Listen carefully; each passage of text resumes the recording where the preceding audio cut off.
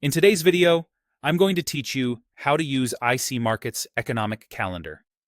The calendar is a simple but powerful tool that helps you time your trades around key economic news across Forex, indices, commodities, and even crypto. We'll walk through opening the calendar, reading what it shows, aligning it to your time zone, focusing on the most market-moving events, folding the information into your trading plan, and setting alerts so nothing catches you off guard.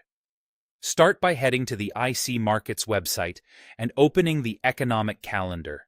You'll find it in the Help Resources or Trading Tools section. The page lists scheduled data releases and policy announcements in a timeline so you can see what's coming up in your session and later in the week. Next, learn to read what you're seeing.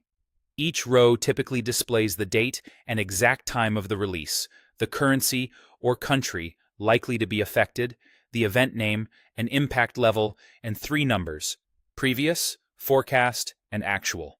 Previous tells you the last reading, forecast shows what analysts expect this time, and actual fills in at the release. The gap between forecast and actual often drives the immediate move. For example, if a major U.S. employment report comes in stronger than expected, the dollar can firm and related markets may move sharply. A miss can trigger volatility in the opposite direction. Before you do anything else, set the calendar to your local time zone. This avoids the classic mistake of being an hour late or early for a release because of daylight saving or region differences. Direct your attention to high-impact events.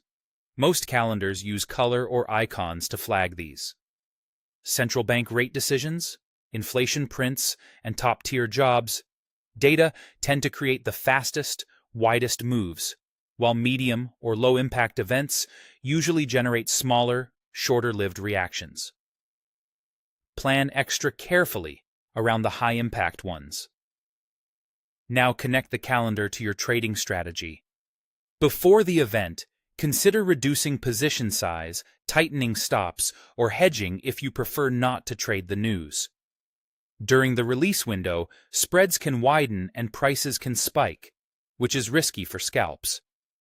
After the dust settles, watch whether price confirms a direction.